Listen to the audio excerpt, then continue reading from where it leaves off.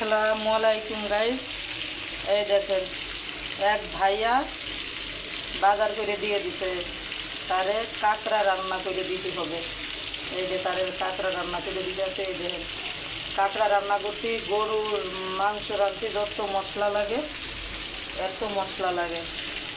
আমার মাঝে মধ্যে মনে করেন ওই বিরিয়ানি রান্না করার জন্য, খিচুড়ি রান্না করে আমার এদের নিয়ে এরকম অনেক লোক আছে, আমার এদের রান্না করে নিয়ে যায়। এই যে তার গ্যাস নাই, অল্প অল্প গ্যাস সে কিনে দিয়ে গেছে। এই দেখেন, এই যে রান্না করে দিলে তারপরে সে আইসে নিয়ে যাবে, কথা বুঝছেন?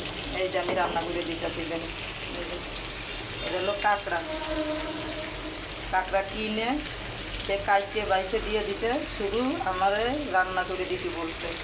এর জন্য এই যে আমি রান্না করে দিতেছি, সে আইসে নিয়ে যাবে। এরকম অনেক মানুষই বাজার করে দেয়, কিছু যদি খাইতে মন চায় খিচুড়ি, পোলাও, রোস্ট, বিরিয়ানি আমি রান্না করে দিই। যে কোনো জিনিস খাইতে চাইলে বাজার করে দিয়ে যায়, আমি রান্না করে দিই। আপনাদেরও কারো যদি এরকম প্রয়োজন হয় বাজার করে দিয়ে দেন, রান্না করে দিব। আল্লাহ হাফেজ।